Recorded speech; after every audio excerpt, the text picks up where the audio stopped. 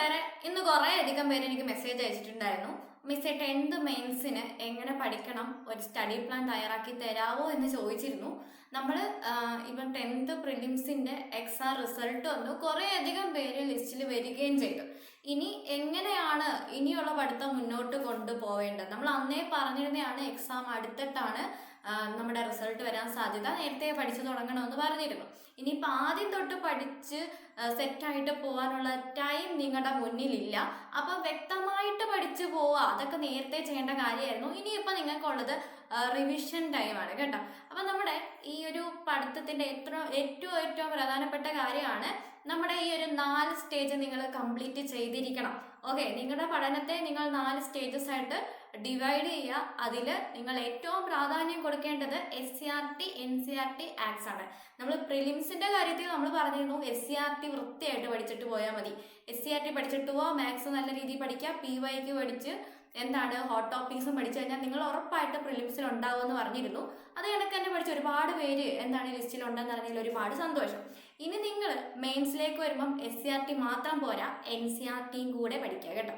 SCRT plus NCRT, പിന്നെ important act, ഇത് 3ഉം നിങ്ങൾ കാണാതെ പഠിച്ചു വെച്ചേക്കുക. ഇത് നിങ്ങൾ മനസ്സിലാക്കി പഠിക്കാൻ നിൽക്കണ്ട. ഓക്കെ, നിങ്ങൾക്ക് മനസ്സിലാക്കി പഠിക്കാൻ ഒരുപാട് കാര്യങ്ങളുണ്ട്. പക്ഷേ SCRT NCRT ഈ ഇമ്പോർട്ടൻ്റ് ആക്ട് കാണാതെ പഠിച്ചാൽ ഒരുപാട് ഗുണം ചെയ്യും. അതായത് ഇമ്പോർട്ടൻ്റ് ആക്റ്റിൽ നിന്ന് ഈ പറയുന്ന ഒഫീഷ്യൽ ആക്ടിൻ്റെ അപ്പുറം ഒരു ചോദ്യം ചോദിക്കില്ല. അത് നിങ്ങൾ ഡെയിലി ഒരു പേജ് വീതം പഠിച്ചു പോകാൻ ഞാൻ നേരത്തെ പറഞ്ഞിട്ടുള്ളതായിരുന്നു.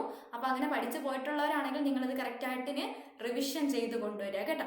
ഓക്കെ, അപ്പോൾ SCRT നമ്മൾ പഠിച്ചു കഴിഞ്ഞതാണ്, അത് നിങ്ങൾ റിവിഷൻ ചെയ്യണം.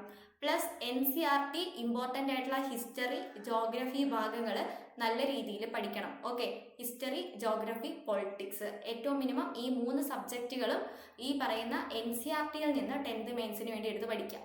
Okay, important act official act എടുത്തു വെച്ച് ഡെയിലി ഒരു പേജ് വീതം പഠിക്കാൻ പറഞ്ഞിട്ടുണ്ടായിരുന്നു.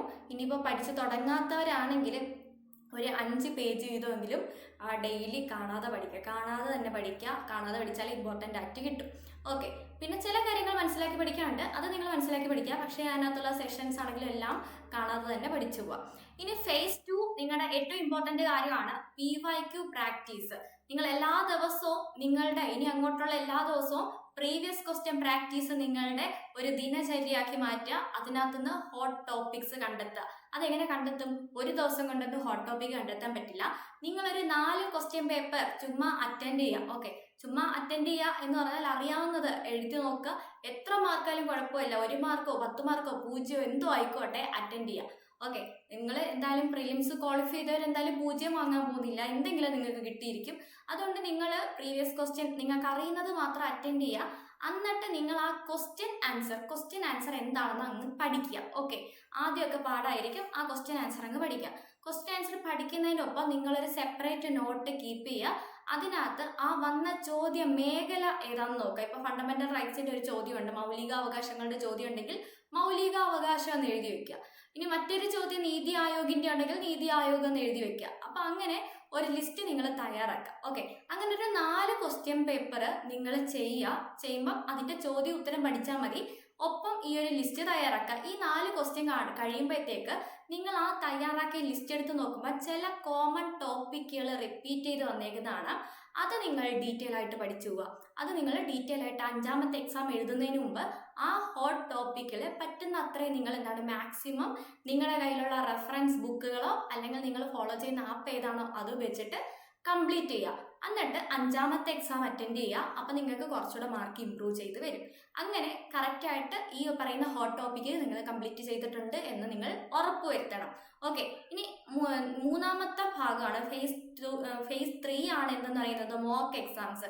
നമ്മളിപ്പം ചെയ്തത് പ്രീവിയസ് ക്വസ്റ്റ്യൻ ആണ്. മോക്ക് എക്സാം എന്ന് പറഞ്ഞാൽ ഈ പല ആപ്പുകളിൽ ഇപ്പം എൻട്രി ആപ്പിലൊക്കെ ഇഷ്ടംപോലെ നിങ്ങൾക്ക് എന്ത് കിട്ടും, മോക്ക് എക്സാംസ് പ്രാക്ടീസ് ചെയ്യാൻ കിട്ടും. അപ്പോൾ ആ മോക്ക് എക്സാംസ് അല്ലെങ്കിൽ മോക്ക് എക്സാംസ് കിട്ടുന്ന ബുക്കുകൾ കിട്ടും. 10th മെയിൻസിൻ്റെ എക്സാം പ്രിപ്പറേഷന് വേണ്ടി ഇറങ്ങുന്ന ബുക്കുകളാണ് ആ മോക്ക് എക്സാംസ്. ചിലപ്പം ചില ടെലഗ്രാം ചാനലുകൾ മോക്ക് എക്സാം നടത്താറുണ്ട്. അപ്പോൾ അത് നിങ്ങൾക്ക് ഫോളോ ചെയ്യാം. ഏതാണെന്ന് വെച്ചാൽ ഒരു എക്സാം നിങ്ങൾ ഫോളോ ചെയ്യുക. അല്ലെങ്കിൽ നിങ്ങൾ ചെയ്യേണ്ട കാര്യം, റീസെൻ്റ് ആയിട്ട് ഇപ്പം PSC ചിലപ്പം പുതിയൊരു എക്സാം നടത്തും. അത് നിങ്ങളുടെ ലെവലിലുള്ള എക്സാം ആണെങ്കിൽ ആ ക്വസ്റ്റ്യന് നിങ്ങൾക്ക് പ്രാക്ടീസ് ചെയ്യാം. ഓക്കെ, അത് മോക്ക് എക്സാം ആയിട്ട് കണക്ക് കൂട്ടാം. അങ്ങനെ അത് ചെയ്യുമ്പോഴും നിങ്ങൾ സെയിം മെത്തേഡ് നിങ്ങൾ ഫോളോ ചെയ്യുക. സെയിം മെത്തേഡ് ഫോളോ ചെയ്യുമ്പം ഈ റിപ്പീറ്റ് ചെയ്ത് വന്നിരിക്കുന്ന ഹോട്ട് ടോപ്പിക് അല്ലെങ്കിൽ ആ മോക്ക് എക്സാം വെറുതെയാണ് കേട്ടോ. അപ്പോൾ ഈ ടോപ്പിക്കുകൾ തന്നെ ആയിരിക്കും അവിടെ വന്നിട്ടുള്ളത്. നിങ്ങൾക്ക് അത് കിട്ടുന്നുണ്ടോ എന്ന് നോക്കുക. കിട്ടാത്ത വല്ല പോയിന്റ്സ് ഉണ്ടെങ്കിൽ നിങ്ങളുടെ മെറ്റീരിയലിന്റെ സൈഡിൽ എഴുതി വെക്കുക. എന്നിട്ട് റിവിഷൻ എല്ലാ ദിവസവും രാത്രി ഉറങ്ങുന്നതിന് മുമ്പ് റിവിഷൻ ചെയ്യുക, വീക്കെൻഡിൽ റിവിഷൻ ചെയ്യുക. കൃത്യമായ ഇടവേളകളിൽ നിങ്ങൾ കണക്കുകൂട്ടി റിവിഷൻസ് കൊണ്ടുപോവുക. ഓക്കെ, എന്നിട്ട് ഫൈനൽ നിങ്ങൾ എക്സാമിൻ്റെ അടുത്തുള്ള ലാസ്റ്റ് എക്സാമിൻ്റെ തൊട്ട് മുന്നേ ഉള്ള ആഴ്ച ഫുള്ള് റിവിഷൻ ആയിരിക്കണം. അവിടെ നിങ്ങൾ പുതുതായിട്ടൊന്നും പഠിക്കാൻ നിൽക്കരുത്. ഈ പഠിച്ച എല്ലാ കാര്യങ്ങളുടെയും, അതായത് ഇത് മൊത്തവും എഴുതി വെച്ചിട്ട് പകർത്തി എഴുതിയിട്ട് റിവിഷൻ എന്നല്ല ഞാൻ പറഞ്ഞത്. ഓരോ ദിവസം പഠിക്കുന്നതിനകത്തുള്ള റീകാൾ ചെയ്യാൻ പറ്റുന്ന കീവേഡ്സ് നിങ്ങൾ എഴുതി വെക്കുക, അല്ലെങ്കിൽ മറന്നു പോകുന്ന പോയിന്റ്സ് മാത്രം എഴുതി വെക്കുക. അതെല്ലാം കൂടെ ചേർത്ത് ഒരു ഫൈനൽ റിവിഷൻ ആയിരിക്കണം നമ്മുടെ എക്സാമിന് അടുത്തുള്ള ആ തലേ ഒരാഴ്ച. ഓക്കെ, ക്ലിയർ ആണല്ലോ? ഇനി അടുത്ത നമ്മുടെ പ്ലാനിങ് എങ്ങനെയാണ്, പ്ലാനിങ് എങ്ങനെ വേണം, ഏത് സബ്ജക്റ്റുകൾക്ക് പ്രയോറിറ്റി കൊടുക്കണം, അതാണ് നമ്മൾ പറയുന്നത്. ഞാൻ പറയാൻ പോകുന്നത് ഇനി അങ്ങോട്ടുള്ള എല്ലാ ദിവസവും ഈ ലിസ്റ്റിലുള്ള എല്ലാ സബ്ജക്റ്റും നിങ്ങൾ പഠിച്ചിരിക്കണം. അതായത് ആദ്യത്തെ maths, English, Malayalam, current affairs 50 മാർക്കിൻ്റെ ടോപ്പിക്കാണ്. അത് വിട്ട് കളിക്കരുത്. Maths, English, Malayalam 30 mark, current affairs 20 mark, 50 മാർക്കിൻ്റെയാണ്. ഒരു കാരണവശാലും അത് സ്കിപ്പ് ചെയ്യരുത്. അടുത്ത സയൻസ് ആൻഡ് IT നമുക്ക് വ്യക്തമായ സോഴ്സ് ഉണ്ട്, ലിമിറ്റഡ് സോഴ്സ് ആണ്. 5 തൊട്ട് 12ാം ക്ലാസ് വരെയുള്ള സയൻസ് പഠിച്ചു കഴിഞ്ഞാൽ അതിൻ്റെ അപ്പുറം ഒരു ചോദ്യവും വരില്ല. ഓക്കെ, IT അതേ കണക്ക് തന്നെയാണ്. ബേസിക് ആയിട്ട് നമ്മൾ പഠിക്കുന്ന കാര്യങ്ങളൊക്കെ വരത്തുള്ളൂ. പിന്നെ കറണ്ട് അഫയേഴ്സ് ഒക്കെ വരും. അത് കറണ്ട് അഫയേഴ്സ് പഠിക്കുകയാണെങ്കിൽ നിങ്ങൾക്ക് അത് കിട്ടിക്കോളും. ഓക്കെ, അപ്പോൾ ഈ maths, English, Malayalam, current affairs, science and IT golden topics ആണ്. ഗ്രീൻ ടോപ്പിക്കാണ്, ഗ്രീൻ ഏരിയ ആണ്, ഷുവർ മാർക്കാണ്. പഠിച്ചു കഴിഞ്ഞാൽ ആ ഒരു 65 മാർക്ക് നിങ്ങൾക്ക് ഷുവർ ആയിരിക്കും. ഓക്കെ, അതിനുശേഷം നിങ്ങൾ കോൺസ്റ്റിറ്റ്യൂഷൻ, എക്കണോമിക്സ് ആക്ട് ആ ഒരു സബ്ജക്റ്റിന് പ്രയോറിറ്റി കൊടുക്കുക. ഇത് പ്രയോറിറ്റി എന്ന് പറഞ്ഞാൽ ഇത് ആദ്യം മറ്റേത് പഠിച്ചാൽ സ്കിപ്പ് ചെയ്യുക എന്നല്ല. ഒരു ദിവസം ഇതെല്ലാം ഉൾപ്പെടുത്തണം. ആദ്യം കംപ്ലീറ്റ് ചെയ്യേണ്ടത് English, maths, Malayalam, current affairs. അതിനുശേഷം സയൻസ് ആൻഡ് ITയിലേക്ക് വരിക, അതും പഠിച്ച് പോവുക. അതിനുശേഷം കോൺസ്റ്റിറ്റ്യൂഷൻ, എക്കണോമിക്സ് ആക്ട് പഠിക്കുക. ഓക്കെ, കോൺസ്റ്റിറ്റ്യൂഷൻ, എക്കണോമിക്സ് ആക്ടിൽ ഇതിലേതെങ്കിലും റൊട്ടേറ്റ് ചെയ്ത് നിങ്ങൾക്ക് തിങ്കൾ, ചൊവ്വ, ബുധൻ അങ്ങനെ റൊട്ടേറ്റ് ചെയ്ത് ഓരോ സബ്ജക്റ്റിന് എടുക്കാം. അടുത്തതായിട്ട് നിങ്ങൾ എടുക്കേണ്ട ഏരിയ ഇതായിരിക്കും. ഓക്കെ, ഇത് 15 മാർക്കാണ്. കുറച്ച് ഏരിയാസേ ഉള്ളൂ, അതും വ്യക്തമായ സോഴ്സസ് ഉണ്ട്. ഓക്കെ, കോൺസ്റ്റിറ്റ്യൂഷൻ ആണെങ്കിൽ നിങ്ങളുടെ കയ്യിലുള്ള ഇപ്പം ലക്ഷ്യയുടെ റാങ്ക് ഫയലൊക്കെ ആണെങ്കിൽ വളരെ നല്ലതാണ്. ലക്ഷ്യയുടെ ഡിഗ്രി ലെവൽ റാങ്ക് ഫയൽ ആണെങ്കിൽ 10th മെയിൻസിനൊക്കെ വളരെ അനുയോജ്യമായ റാങ്ക് ഫയലാണ്. അതിനകത്തുള്ള കോൺസ്റ്റിറ്റ്യൂഷൻ പഠിച്ചാൽ മതിയാവും. ഓക്കെ, അല്ലെങ്കിൽ നിങ്ങൾ ഫോളോ ചെയ്യും. ഇപ്പോൾ എൻട്രി ആപ്പിലെ കോൺസ്റ്റിറ്റ്യൂഷൻ വളരെ നല്ലതാണ്. അപ്പോൾ എൻട്രി ആപ്പിലെ കോൺസ്റ്റിറ്റ്യൂഷൻ കണ്ടാലും അതും മതിയാവും. അല്ലെങ്കിൽ നിങ്ങളുടെ കയ്യിൽ ലക്ഷ്മികാന്ത് ബുക്ക് ഉണ്ടെങ്കിൽ ലക്ഷ്മികാന്തിൻ്റെ ക്വസ്റ്റ്യൻസ് ആ ഒരു പോയിന്റ്സ് അതേപോലെ മലയാളത്തിൽ ട്രാൻസ്ലേറ്റ് ചെയ്ത് PSC ചോദിക്കാറുണ്ട്. അത് വേണമെങ്കിൽ നിങ്ങൾക്ക് ഫോളോ ചെയ്യാം. ഓക്കെ, അപ്പോൾ കോൺസ്റ്റിറ്റ്യൂഷൻ വ്യക്തമായ സോഴ്സ് ഉണ്ട്. ലക്ഷ്മികാന്തിൻ്റെ അപ്പുറം ഒരു ചോദ്യം ഒരു എക്സാമിനും വരത്തില്ല. ഓക്കെ, അപ്പോൾ കോൺസ്റ്റിറ്റ്യൂഷൻ നിങ്ങൾക്ക് അത് നോക്കിയാൽ മതിയാവും. പിന്നെ എന്താണ് എക്കണോമിക്സ്? 5 തൊട്ട് 10ാം ക്ലാസ് വരെയുള്ള എക്കണോമിക്സ് വ്യക്തമായി പഠിച്ചാൽ മതി. പിന്നെ കറണ്ട് അഫയേഴ്സ്, നമ്മുടെ എക്കണോമിക് ബഡ്ജറ്റ് പോലെയുള്ള അല്ലെങ്കിൽ RBIയുടെ ഒക്കെ വരുന്ന കറണ്ട് അഫയേഴ്സ് നല്ല രീതിയിൽ പഠിക്കുക. എക്കണോമിക്സ് കറണ്ട് അഫയേഴ്സ് ഏരിയ ആണ്. അതും മിനിമം സോഴ്സസേ ഉള്ളൂ. അത് പഠിച്ചാൽ അതും കിട്ടും. ഇമ്പോർട്ടൻ്റ് ആക്ട്, ഒഫീഷ്യൽ ആക്ട് എന്ന് പറയുന്ന സോഴ്സ് മാത്രമേ ഉള്ളൂ. വേറെ ഒരു സോഴ്സും തിരക്കി നിങ്ങൾ പോകണ്ട. ഓക്കെ, അപ്പോൾ ഇതൊക്കെ വ്യക്തമായ സോഴ്സസ് ഉള്ള സാധനങ്ങളാണ്. അപ്പോൾ ഇത് പഠിച്ചു കഴിഞ്ഞാൽ നിങ്ങൾക്ക് ആ 15 മാർക്കും കിട്ടും.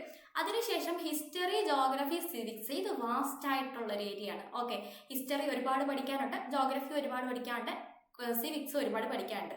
പക്ഷേ ഇവിടെ നമ്മൾ പ്രീവിയസ് ക്വസ്റ്റ്യൻസ് കുറേ പ്രാക്ടീസ് ചെയ്യുമ്പം കുറേ ക്വസ്റ്റ്യൻസ് നമുക്ക് അവിടെ നിന്ന് കിട്ടും, ചിലത് കിട്ടില്ല. ഓക്കെ, അപ്പോൾ നമ്മൾ കുറച്ചധികം വായന ആവശ്യമുണ്ട്. ഇത് നിങ്ങൾ SCRT പ്ലസ് NCRT അപ്രോച്ചാണ് ഇവിടെ യൂസ് ചെയ്യേണ്ടത്. പിന്നെ ദുരന്ത നിവാരണം, നെൽവയർ തണ്ണീർത്തട സംരക്ഷണ നിയമം, ഇതൊക്കെ നമ്മുടെ സിവിക്സുമായിട്ട് ബന്ധപ്പെട്ടാണ്. അത് നമുക്ക് ഈ നെൽവയർ തണ്ണീർത്തട സംരക്ഷണ നിയമം ഒഫീഷ്യൽ ആക്ട് കിട്ടും, അതിലുള്ളത് പഠിച്ചാൽ മതി. ദുരന്ത നിവാരണവും നമ്മൾ സൈറ്റുകളൊക്കെ ഒബ്സർവ് ചെയ്യുക. ഈ സിവിക്സുമായിട്ട് ബന്ധപ്പെട്ട് കൂടുതലും ഒഫീഷ്യൽ സൈറ്റുകളൊക്കെ നോക്കുന്നതായിരിക്കും നല്ലത്. പിന്നെ കറണ്ട് അഫയേഴ്സ് നോക്കുക. ഹിസ്റ്ററി, ജോഗ്രഫി SCRTയും NCRTയും ഫോളോ ചെയ്യുക. പ്രീവിയസ് ക്വസ്റ്റ്യൻസ് നോക്കുക. ഹോട്ട് ടോപ്പിക്സ് ഏതൊക്കെയാണോ വന്നിട്ടുള്ളത് അത് നല്ല ആഴത്തിൽ നിങ്ങളുടെ കയ്യിലുള്ള റെഫറൻസ് ബുക്ക് അല്ലെങ്കിൽ നിങ്ങൾ യൂസ് ചെയ്യുന്ന ആപ്പ് ഉപയോഗിച്ച് നല്ല രീതിയിൽ പഠിക്കുക. ഇനി ആർട്സ്, കൾച്ചറൽ, ലിറ്ററേച്ചർ അത് നമ്മൾ എത്ര പഠിച്ചാലും കിട്ടുമോ ഇല്ലയോ നമുക്ക് ഉറപ്പൊന്നും പറയാൻ പറ്റാത്ത ഒരു ഏരിയ ആണ്. അതുകൊണ്ടാണ് റെഡ് സോണിൽ ഇട്ടേക്കുന്നത്. പക്ഷെ അതുമായിട്ട് ബന്ധപ്പെട്ട് കൂടുതലും വരുന്നത് കറണ്ട് അഫയേഴ്സ് ആണ്. അപ്പോൾ കറണ്ട് അഫയേഴ്സ് ആണെങ്കിൽ നിങ്ങൾക്കത് കിട്ടും. അതിന് നിങ്ങൾ കറണ്ട് അഫയേഴ്സ് നമ്മൾ നേരത്തെ പറഞ്ഞ 50 മാർക്കിനകത്ത് കറണ്ട് അഫയേഴ്സ് നല്ല രീതിയിൽ പഠിച്ചാൽ മതി. Arts, culture, literature, current affairs relate ചെയ്ത് പഠിക്കുക.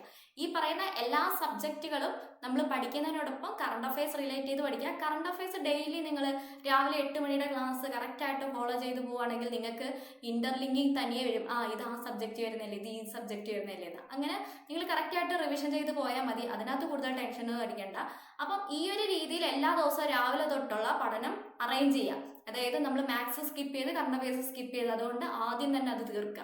അതിനുശേഷം സയൻസ് IT വരിക. ചിലപ്പം ചിലർക്ക് ആദ്യം രാവിലെ എണീറ്റ് ഉടനെ മാത്സ് ഒക്കെ ചെയ്യാൻ മടിയാണെങ്കിൽ ആദ്യം സയൻസോ IT പഠിച്ചിട്ട് മാത്സ്, ഇംഗ്ലീഷ്, മലയാളം ഇത് 2 കഴിഞ്ഞിട്ടേ ബാക്കി സബ്ജക്റ്റിലേക്ക് വരാവും.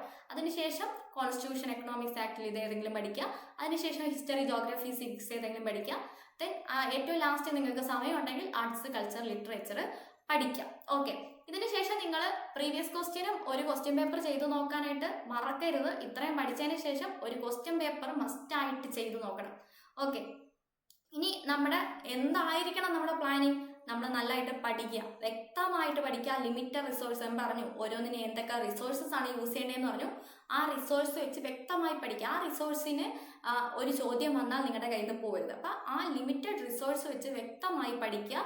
അതിനുശേഷം അത് അനാലിസിസ് നടത്തുക. എന്താ അനാലിസിസ് നടത്തേണ്ടത്? സെയിം ടോപ്പിക്കുമായിട്ട് ബന്ധപ്പെട്ട് വല്ല കറണ്ട് അഫയേഴ്സ് അപ്ഡേറ്റ്സ് വന്നിട്ടുണ്ടോ, വല്ല ഒഫീഷ്യൽ സൈറ്റ് വല്ല അതുമായിട്ട് ബന്ധപ്പെട്ട് പഠിക്കാനുണ്ടോ, ആ കാര്യങ്ങളൊക്കെ ഒഫീഷ്യൽ സോഴ്സിൽ നിന്ന് മാത്രം പഠിച്ചാൽ മതി. നമ്മുടെ PSCയുടെ പ്രത്യേകത എന്ന് പറഞ്ഞാൽ ഒഫീഷ്യൽ സോഴ്സ് ഉള്ളതിൽ നിന്ന് മാത്രമേ PSC ക്വസ്റ്റ്യൻ എടുത്തോളൂ.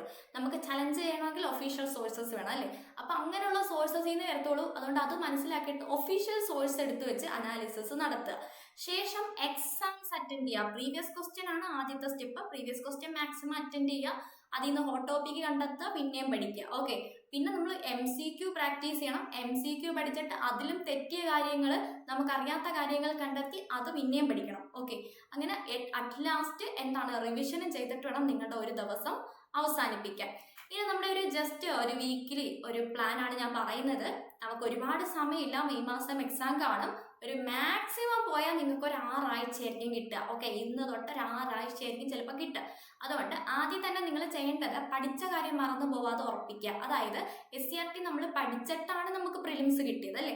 SCRT വ്യക്തമായി പഠിച്ചതുകൊണ്ടാണ് പ്രിലിംസ് കിട്ടിയത്. ആ ഓൾഡ് SCRT നിങ്ങൾ ഓടിച്ചൊന്ന് റിവിഷൻ ചെയ്ത് ഈ ഒരാഴ്ച കൊണ്ട് തീർക്കുക. ഓക്കെ, മറന്നു പോവാതെ ഒന്ന് ഓടിച്ച് റിവിഷൻ ചെയ്ത് സെറ്റാക്കുക. രണ്ടാമത്തെ കാര്യം, പുതിയ SCRT വന്നിട്ടുണ്ട്. 5, 7, 9 പുതിയ SCRT ഉണ്ട്. അതും ഓടിച്ച് റിവിഷൻ ചെയ്ത്. ഇതൊക്കെ നിങ്ങൾ പഠിച്ചിട്ടുണ്ടാവും. പഠിച്ചിട്ടില്ലെങ്കിൽ നിങ്ങൾക്കിനി അത് ഓരോ ചാപ്റ്റർ വെച്ച് പഠിക്കാനുള്ള സമയമില്ല. അപ്പോഴത്തേക്ക് നിങ്ങൾ ചെയ്യേണ്ടത് ഇത് എടുത്തു വെച്ചേക്കുന്ന ഏതെങ്കിലും യൂട്യൂബ് ക്ലാസ്സസ് ഉണ്ടോ എന്ന് നോക്കുക. ന്യൂ SCRT ചാപ്റ്റർ വൈസ് എടുത്തേക്കുന്ന ഏതെങ്കിലും യൂട്യൂബ് ക്ലാസ്സസ് ഉണ്ടോ, ഉണ്ടെങ്കിൽ അതങ്ങ് കണ്ടു തീർക്കുക. ഓക്കെ, SCRTയുടെ ഓൾഡ് പഠിച്ചിട്ടില്ല എങ്കിൽ, അത് മറന്നുപോയി ഒന്നും അറിയത്തില്ലെങ്കിൽ അത് നിങ്ങൾ യൂട്യൂബ് ക്ലാസ്സസിനെ ഫോളോ ചെയ്യുക. നിങ്ങൾ സ്വന്തമായിട്ട് പഠിച്ചുകൊണ്ടിരിക്കാനുള്ള സമയമില്ല. ഓക്കെ, അതുകൊണ്ട് ഈ മാക്സിമം ഇതിനൊക്കെ ഏറ്റവും നല്ല യൂട്യൂബ് ക്ലാസ് നോക്കി കണ്ടെത്തി അത് സേവ് ചെയ്ത് വെച്ചേക്കുക. അത് തന്നെ കണ്ടുകൊണ്ടിരിക്കുക. ഓക്കെ, അപ്പോൾ ആദ്യത്തെ 1-2 ആഴ്ച കൊണ്ട് കംപ്ലീറ്റ് SCRT നിങ്ങൾ കംപ്ലീറ്റ് ചെയ്യുക. ഇതിൻ്റെയോടൊപ്പം ഇമ്പോർട്ടൻ്റ് ആക്ട് കൊണ്ടുപോകണം. അത് മറക്കരുത്. ഇമ്പോർട്ടൻ്റ് ആക്ട് എല്ലാ ദിവസവും പഠിക്കാനായിട്ട് മാറ്റി വെക്കണം. നമ്മൾ നേരത്തെ പറഞ്ഞ ആ സ്ട്രാറ്റജി ഒപ്പം കൊണ്ടുപോകണം. SCRT സെപ്പറേറ്റ് ആണ്, ഞാൻ പറഞ്ഞതിൻ്റെ കൂടെ ഉള്ളതാണ്. ഓക്കെ, ആ ഒരു ഡെയിലി പഠിക്കേണ്ട ടോപ്പിക്സിനൊപ്പം SCRT കൂടെ കൊണ്ടുവരിക. SCRT കഴിഞ്ഞിട്ട് ഇമ്പോർട്ടൻ്റ് ആക്ട്സ് നമ്മൾ ആ ഒരു സ്ട്രാറ്റജി, നമ്മൾ ഇവിടെ പറഞ്ഞ സ്ട്രാറ്റജി നിങ്ങൾ കറക്റ്റായിട്ട് ഫോളോ ചെയ്യുക. ഈ ഒരു രീതിയിൽ പ്രയോറിറ്റി കൊടുത്ത് സബ്ജക്ട്സ് പഠിക്കുക. എക്സ്ട്രാ ഒരു ടാസ്ക് ആയിട്ട് നിങ്ങൾ SCRT റിവിഷൻ ചെയ്ത് കംപ്ലീറ്റ് ചെയ്യുക. ഓക്കെ, അതിനുശേഷം നിങ്ങൾ NCERTയുടെ ഓരോ ചാപ്റ്റർ വെച്ച് പഠിക്കുക. ക്ലാസ്സസ് യൂട്യൂബിൽ അവൈലബിൾ ആണെങ്കിൽ അത് തന്നെ കാണുക. 3-ാമത്തെ ആഴ്ച നിങ്ങൾ NCERT പഠിക്കാനായിട്ട് യൂസ് ചെയ്യുക. History, Indian history, Kerala history, world ഹിസ്റ്ററിയിൽ NCERT അങ്ങനെ ചാപ്റ്റർ ഇല്ല. ഓക്കെ, ആകെ വേൾഡ് ഓർഗനൈസേഷൻ്റെ ഒരു ചാപ്റ്ററേ ഉള്ളൂ. അപ്പം അത് കുറച്ച് ചാപ്റ്റേഴ്സേ ഉള്ളൂ, സുഖമായിട്ട് തീരും. പിന്നെ നമ്മുടെ ജോഗ്രഫിയും കൂടെ ഒന്ന് നോക്കുക. ജോഗ്രഫിയും കൂടെ നല്ല ഫോക്കസ് കൊടുത്ത് നോക്കുക. നിങ്ങൾ കോൺസ്റ്റിറ്റ്യൂഷൻ ലക്ഷ്യയുടെ ഡിഗ്രി ലെവൽ റാങ്ക് ഫയലാണ് യൂസ് ചെയ്യുന്നതെങ്കിൽ നിങ്ങൾക്ക് എന്ത് ആവശ്യം വരത്തില്ല, ഈ പറയുന്ന NCERT കോൺസ്റ്റിറ്റ്യൂഷൻ എടുത്ത് സെപ്പറേറ്റ് പഠിക്കേണ്ട ആവശ്യം വരത്തില്ല. അത്യാവശ്യം അതിനകത്ത് എല്ലാം കവേർഡാണ് കേട്ടോ. ഓക്കെ, പിന്നെ നമ്മുടെ PYQ hot topic with study നമ്മൾ നേരത്തെ PYQ ചെയ്ത് പഠിക്കാൻ പറഞ്ഞു. എല്ലാ ദിവസവും ഒരു PYQ നിർബന്ധമായിട്ട് ചെയ്യണം. അതിലെ ഹോട്ട് ടോപ്പിക്ക് കണ്ടെത്തി ഒരു ഹോട്ട് ടോപ്പിക് എങ്കിലും ഡെയിലി നല്ല ഡീപ്പായിട്ട് പഠിച്ചിരിക്കണം. ഓക്കെ, അത് നമ്മൾ പഠിച്ച കാര്യങ്ങൾ 4-ാമത്തെ ആഴ്ച ഒന്നുകൂടി റിവിഷൻ ചെയ്ത് സെറ്റ് ആക്കണം. ഓക്കെ, ഡെയിലി പഠിച്ചു പോന്നിട്ട് 4-ാമത്തെ ആഴ്ച ആകുമ്പോഴത്തേക്ക് ആ പഠിച്ച ഹോട്ട് ടോപ്പിക്കുകൾ ഒന്നുകൂടെ റിവിഷൻ ചെയ്ത് സെറ്റാക്കി പുതിയതെന്തെങ്കിലും മിസ്സായി പോയിട്ടുണ്ടോ എന്ന് കൂടെ നോക്കുക. നിങ്ങൾ ചെക്ക് ചെയ്യുക, കറക്റ്റായിട്ട് നിങ്ങൾ ചെക്ക് ചെയ്യണം. നിങ്ങൾ കറക്റ്റായിട്ട് ഹോട്ട് ടോപ്പിക്സ് എല്ലാം കവേർഡ് ആണോ, ഇല്ലെങ്കിൽ അത് 4-ാമത്തെ ആഴ്ച കൊണ്ട് എല്ലാം കവർ ചെയ്തെടുക്കണം. ഓക്കെ, 5-ാമത്തെ ആഴ്ച നിങ്ങൾ എന്താണ് MCQ പ്രാക്ടീസിനും റിവിഷനും വേണ്ടി മാത്രം മാറ്റി വയ്ക്കുക കേട്ടോ. 5-ാമത്തെ ആഴ്ച അല്ലെങ്കിൽ 6-ാമത്തെ ആഴ്ചയൊക്കെ എക്സാം ആയിരിക്കും, ചിലപ്പോൾ എക്സാം ആയിരിക്കും. അതുകൊണ്ട് എന്താണ് മാക്സിമം MCQ പ്രാക്ടീസ് ചെയ്യുക, റിവിഷൻ ചെയ്യുക, അതിനുവേണ്ടി മാത്രം ഇരിക്കുക. പുതുതായിട്ടൊന്നും പഠിക്കാൻ നിൽക്കണ്ട. ഇത്രയും നാൾ പഠിച്ച കാര്യങ്ങൾ ഒന്ന് റിവിഷൻ ചെയ്ത് സെറ്റാക്കുക, MCQ പ്രാക്ടീസ് ചെയ്യുക, കിട്ടാത്ത ഉത്തരം ഏതാന്ന് നോക്കുക, അത് പഠിക്കുക.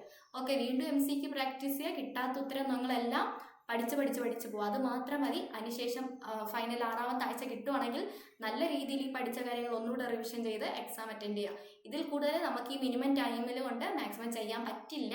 അപ്പം ചെയ്യാൻ പറ്റുന്ന കാര്യം നമ്മൾ പഠിച്ച കാര്യങ്ങൾ പക്കാ റിവിഷൻ ചെയ്യുക, പ്രാക്ടീസ് ചെയ്യുക, റിവിഷൻ ചെയ്യുക, പ്രാക്ടീസ് ചെയ്യുക. ഓക്കെ, അവസാനം റിവിഷൻ ചെയ്ത് എക്സാം അറ്റൻഡ് ചെയ്യുക, അതാണ് നമുക്ക് ചെയ്യാൻ പറ്റുന്ന കാര്യം. അപ്പം നല്ല രീതിയിൽ കോൺഫിഡൻ്റ് ആയിട്ട് പഠിച്ചതല്ലേ, ഒന്നുകൂടെ ആ സെയിം ക്ലാസ്സസ്, പുതിയ ക്ലാസ്സസ് കാണാൻ നിൽക്കണ്ട.